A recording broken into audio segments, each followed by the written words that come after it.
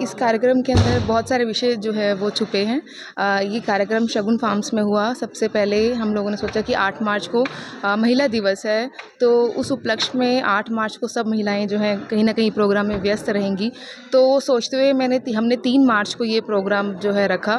3 मार्च का संडे था, तो सभी लेडीज़ ने यहाँ पर आकर पानीपत की जितनी भी समाज सेविकाएँ हैं या जितनी भी धार्मिक महिलाएँ हैं, उन्होंने यहाँ पर आए। और इसके अलावा आज 3 मार्च को हम लोगों ने गरीब परिवार सहायता समिति इसकी लॉन्चिंग की है। इस समिति के अंदर हम लोग गरीब बच्चों की, गरीब परिवारों की जो है मदद कर रहे हैं। और आज हम लोगों ने 11 बच्चों को भी अडॉप्ट किया है।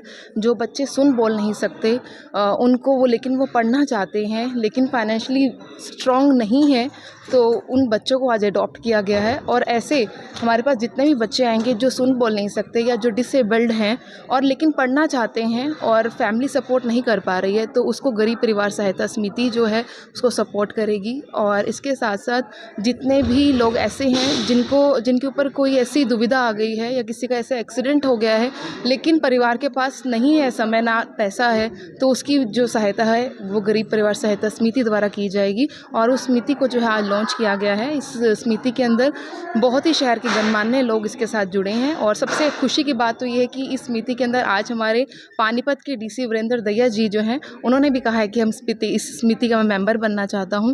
तो इस समिति के अंदर बहुत सारे गणमान्य लोग जुड़े हैं और सब मिलकर ये पानीपत की समिति है, पानीपत के लोग इसको चलाएंगे। अवनीत जी, जो ये डिसेबल्ड बच्चे हैं जिनको आपने गोद दिया है, वो आप उनकी मदद जो करेंगे किस तरह से करेंगे? उनकी पढ़ाई का या उनके घर का खर्चा या किस तरह से? उनकी हम लोग पढ़ाई का सबसे पहले जो मेन फोकस रहेगा वो एजुकेशन पे रहेगा कि बच्चे जो है, देखो यही हमारा आने वाला फ्यूचर है। एजुकेशन बहुत ज़्यादा ज़रूरी है। जब तक बच्चा एजुकेट नहीं है तब तक वो बच्चा कहीं सर्वाइव नहीं कर सकता, अपनी मन की बात नहीं रख सकता।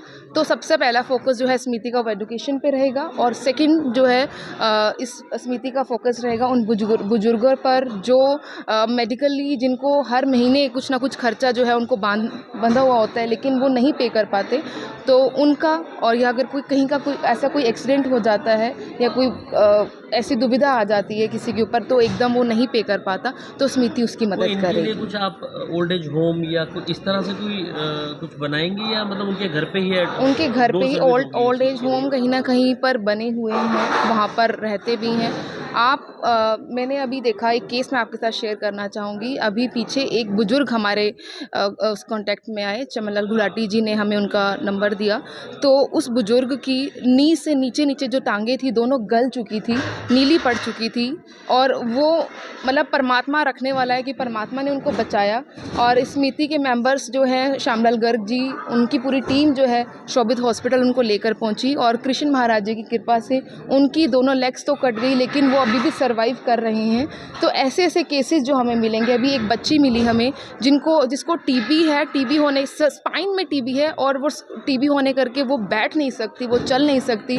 लेकिन जो पेरेंट्स हैं वो फैक्ट्री में काम करते हैं, मदर काम नहीं करती, फादर फैक्ट्री में काम करते हैं। इतना पैसा नहीं है कि बच्ची को ठीक कर सके। वो छोटी सी बच्ची और वो ठीक हो सकती है।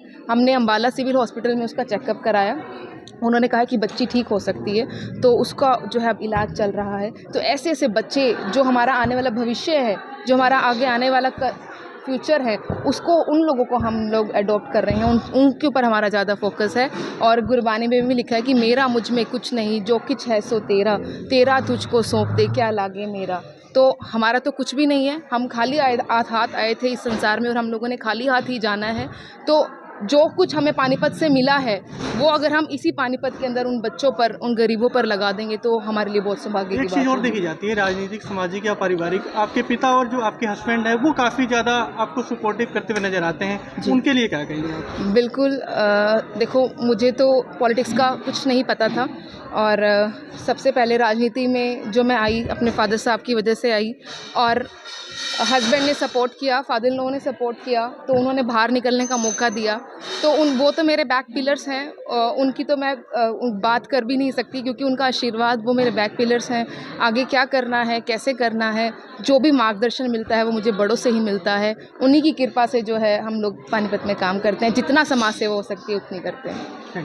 काम की है कि समाज आज इतना अपने आप में आगे बढ़ चुका है कि जो गरीब है, जो पिछड़े हैं, उनका हाथ थामने में कोई कोताही नहीं बरत रहा। मैं कोई वो भाषण देने नहीं आया है डिप्टी कमिश्नर, इस संस्था से जुड़ा हुआ हूँ और इस मंच के माध्यम से इतना ही कहना चाहूँगा कि जब भी ये संस्था इसमें मेरा नाम भी डाल लें, आज से मुझे भी मेंबर बना लें इस संस्था में, तो मैं ऐसा है जितना तो मैं अपने सामर्थ्य से दे पाऊँगा उतना मैं वैसे दे दूँगा। बाकी भी यदि किसी दानी पुण्य सज्जन से मैंने किसी व्यापारी सेठ से कहना पड़ेगा तो मैं अपनी रिक्वेस्ट करके आपको उसमें गरीब बच्चों को खाने के लिए यदि कोई पुण्य का काम मेरा हो जाए। मैंने आपको बस इतना ही कहा था कि पाप और पुण्य साथ साथ चलते हैं। लास्ट में सिकंदर भी अपने दोनों हाथ खाली छोड़ के गया था, अलेक्जेंडर द ग्रेट नाम दिया था उसका, तो वो भी लास्ट में जब गया था तो इस संसार से सब खाली जाते हैं।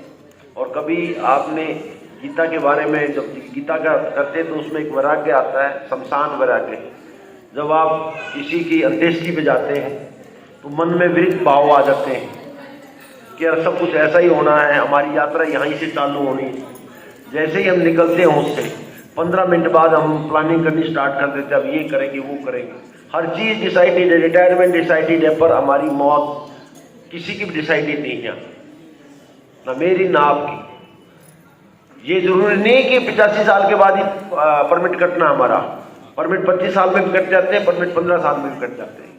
तो अपने कर्म, और ये ऐसा है यदि आप सामर्थ्य हैं और गरीब बच्चों का बाई चांस यदि हम हिंदू माइथोलॉजी में विश्वास करें, रीबर्थ की बात करें, एक अरबपति आदमी का जन्म किसी गरीब में परिवार में हो जाए, देन आज यदि कोई कंट्रीब्यूशन कर रहे हैं, अपने दिल से कर रहे हैं, आप लोग दिल से जुड़े हो, तो मैं तो आप लोगों का हृदय की गहराइयों से आपका आभारी हूँ।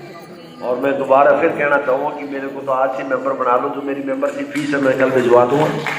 इन्हीं शब्दों के साथ मैं अपनी वाणी को विराम देता हूँ। राधे राधे, जय हिंद, जय भारत।